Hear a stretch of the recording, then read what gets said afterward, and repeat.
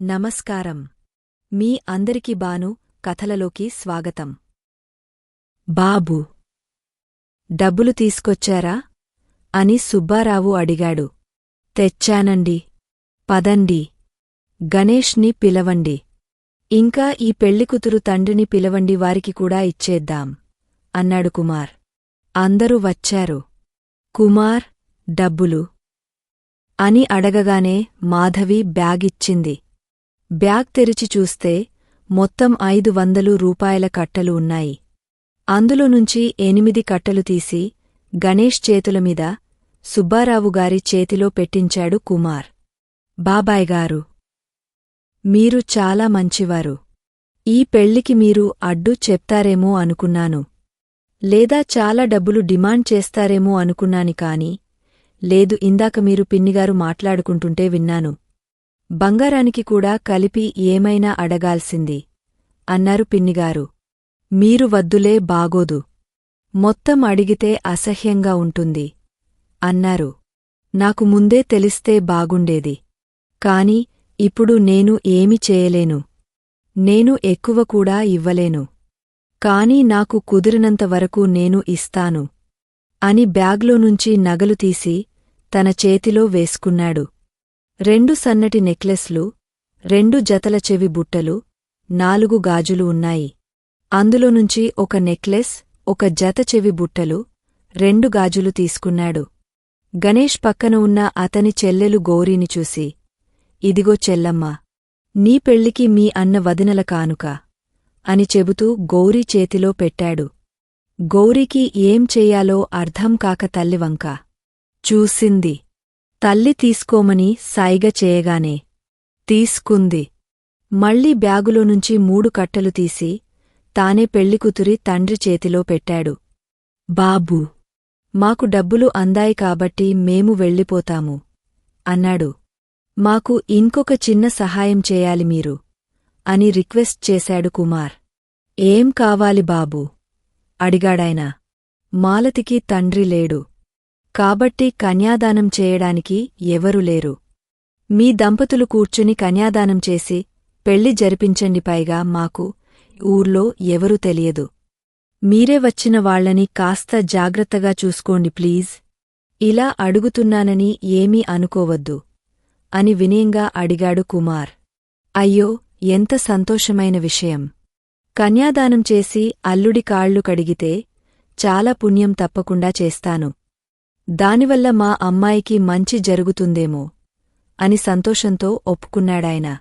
వెంటనే సుబ్బారావు కుమార్ చేయి పట్టుకుని, మీరు చాలా మంచివారు అన్నాడు సంతోషంతో. కుమార్ సుబ్బారావు చేతుల్ని మెల్లగా విడిపించుకుని తానే ఆయన చేతులు పట్టుకుని, లేదు బాబాయ్గారు, మీరే చాలా మంచివారు. మాలతి చాలా అదృష్టవంతురాలు, మీలాంటి అత్తమామ తనకు దొరికినందుకు. ఇందాక గణేష్ చెప్పినట్టు తాను అమాయకురాలు, జాగ్రత్తగా చూసుకోండి అని అన్నాడు. ఇదంతా చూస్తున్న మాధవికి విషయం అర్థమైంది. కుమార్ మాధవి వైపు తిరిగి, పద మాధవి, మాలతి రెడీ అయిందో లేదో చూద్దాం అంటూ బయటికి వైపు నడుస్తున్నారు. కుమార్ బ్యాగ్లో పెట్టిన నగలు తీసి మాధవి చేతికిచ్చి, ఇవి అక్కకు వేసి రెడీ చేయి అన్నాడు. భారతి ఒకటి మాలతికి, ఒకటి మాధవికి అని అన్నీ 2 చేసి పెట్టింది. ఇప్పుడు ఒక జత గణేష్ వాళ్ల చెల్లికి ఇచ్చేశారు.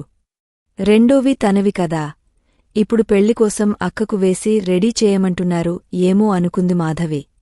మాధవి ముఖం చూసి తన ఉద్దేశం అర్థం చేసుకున్న కుమార్, మాధవి ఇంకా మాలతిని ఈ నగల గురించి అడగవద్దు. ఇవి మాలతికి ఇచ్చేయ్. నువ్వు 2 సంవత్సరాలు చదువుకుంటావు కాబట్టి ఆ 2 సంవత్సరాలలోపు నీకు మళ్లీ రెడీ చేసి పెడతాను అన్నాడు కుమార్. అంటే అంత డబ్బు ఇచ్చి, మళ్లీ చెల్లికి బంగారమిచ్చి, మళ్లీ మాలతికి నగలు కూడా పెడుతున్నావా అంది అనుమానంగా. హా అన్నాడు కుమార్. డబ్బు వాళ్ళు అడిగ ఉంటారు. నువ్వు ఇచ్చావు. అది అర్థమైంది. వాళ్ళు అడగకముందే బంగారం ఎందుకు ఇచ్చావు? వీళ్ల దగ్గర కూడా నువ్వు మంచివాడివి అనిపించుకోవాలనా? అసహనంగా మాధవి అడిగింది. నీకలా అర్థమైందా? వీళ్ళు బాగుంటేనే మాలతి కాపురం బాగుంటుంది అని నేను అనుకుంటున్నాను. నువ్వేమనుకుంటావో ఇంక నీ ఇష్టం. నిన్ను నేను ఆపలేనుగా అన్నాడు కుమార్. కాసేపు ఏమీ మాట్లాడలేదు మాధవి. ఇంతలో మాధవికి ఫైనాన్షియర్ దగ్గర సైన్ పెట్టిన విషయం గుర్తొచ్చింది. నేను నీ భార్యని అని సైన్ ఎందుకు పెట్టించావు అని కోపంగా అడిగింది మాధవి. అది కాదు మాధవి, నేను ఇక్కడికి వచ్చేసరికి ఇందాక 3 కట్టలిచ్చానే, వాళ్ల అమ్మాయితో గణేష్కి పెళ్లి నిశ్చయం చేశారు. నేను మాట్లాడాను, కట్నం డబ్బులు ఇస్తే ఈ పెళ్లి ఆపేస్తామని చెప్పారు అని చెప్తుండగానే, అయితే డబ్బులు ఇవ్వు. మధ్యలో నీ భార్య అని నాతో ఎందుకు సైన్ పెట్టించావు? డబ్బైతే ఇచ్చేయొచ్చు. కాని వాళ్ళు ఎలాగో అన్ని ఏర్పాట్లు చేశారు కాబట్టి ఇదే ముహూర్తానికి మాలతికి గణేష్కి పెళ్లి చేస్తే ఇంకోసారి మాలతికి ఏ ఇబ్బంది ఉండదు కదా అనుకున్నాను. మంచిది అయితే. నీకు ఇంకా అర్థం కాలేదా? పేరుకి బీకాం చదివావు అంతేకాని ఏమీ అర్థం కాదు. అన్నీ అరటిపండు ఒలిచిపెట్టినట్టు వివరంగా చెప్పాలి. మధ్యలో నా చదువు ఎందుకు తీసుకొస్తావు? మరి పెళ్లంటే ముహూర్తం చూడాలి కదా. నేను విజయవాడకు వచ్చి సైన్ పెట్టి వచ్చేసరికి లేట్ అయిపోతుంది. డబ్బు ఇస్తేగాని పెళ్లి చెయ్యరు కదా. అందుకే ఆ ఫైనాన్షియర్ని అడిగితే ప్రాపర్టీకి సంబంధించినవారు ఎవరో ఒకరు సంతకం పెట్టాలి అన్నాడు. అందుకే నీతో పెట్టించాను. బాగానే ఉంది. కాని ఆ ఫైనాన్షియర్ నీకు నాకు పెళ్లి అయిందని అందరితో చెప్పేస్తే? మరే, ఫైనాన్షియల్కి ఏం పనిలేదు. ఒక డప్పు తీసుకొని కుమార్కి మాధవికి పెళ్లయింది. మాధవి కుమార్ భార్య అని చెప్పుకుంటూ తిరుగుతాడు అని వ్యంగ్యంగా కుమార్ అనేసరికి మాధవి కోపంగా చూస్తూ, అక్క రూమెక్కడా అని అడిగింది. అదిగో ఆ రూంలో ఉంది అని కుమార్ చేత్తో ఒక రూం చూపిస్తూ చెప్పాడు. మాధవి బుజ్జితో కలిసి ఆ గదిలోకి వెళ్ళింది. ఆ గదిలో ఆకుపచ్చని పట్టుచీర కట్టుకుని, మెడలో రాళ్ల నెక్లెస్, అదే డిజైనున్న చెవి కమ్మలు, చేతినిండా గాజులు, కాళ్లకి చేతులకి పారాణి చక్కగా పెళ్లికూతురు అలంకరణలో ఉన్న మాలతిని చూడగానే తన కోపాన్ని మరిచిపోయి, అక్క అని పిలిచింది. మాధవిని చూడగానే మాలతి 2 అడుగులు ముందుకు వచ్చి 2 చేతులు చాచి బుజ్జి మాధవి వచ్చేలా సంతోషంతో కోగిలించుకుంది. అప్పటివరకు అలంకరణ చేసిన వాళ్ళు, రెడీ అయ్యావు కదమ్మా, కూర్చో. ఇప్పుడే వస్తామంటూ గదిలోనుంచి బయటికి వెళ్లారు. వాళ్లు వెళ్లగానే సంతోషం పట్టలేక బుజ్జికి, మాధవికి గబగబా ముద్దులు పెట్టింది మాలతి. ఏంటక్కా, ఈ సంతోషమేంటి అని అడిగింది మాధవి తాను కూడా సంతోషపడుతూ. నాకు ఎంత ఆనందంగా ఉందో నీకు అర్థం కాదు మాధవి. అప్పుడు నా పెళ్లి గుడిలో అయ్యింది. నేనప్పుడు నార్మల్ పంజాబీ డ్రెస్లోనే ఉన్నాను. నేను ఇంకెప్పటికీ ఇలా రెడీ అవ్వలేను. ఇలా అందరి ముందు నా పెళ్లి కాదు అనుకున్నాను. ఇప్పుడు అందరి ముందు పెళ్లి జరుగుతుంటే నా ఆనందం మాటల్లో చెప్పలేను అంది. సరే అక్క అంటుండగానే బుజ్జి మాలతిమీద దూకేస్తున్నాడు. వాడిని మాలతికి ఇస్తూ, అక్కా, వీడికి ఆకలేస్తుందేమో అంది. మాలతి వాడికి పాలిచ్చేలోపు మాధవి తను తెచ్చినవి పెడుతూ, ఈ చీర ఎక్కడిదక్కా? నేను నీకోసం పట్టుచీర తెచ్చాను అంది.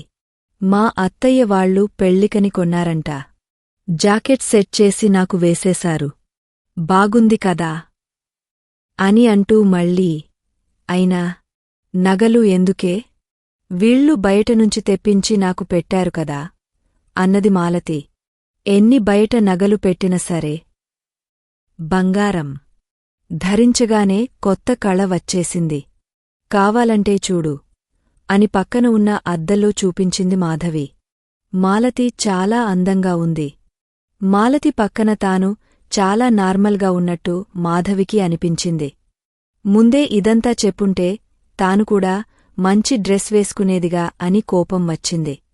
కుమార్ని అడిగ తేల్చుకుందాం అనుకుంటూ బయటికి వెళ్తుంటే, బుజ్జిని తీసుకో మాధవి అంది మాలతి.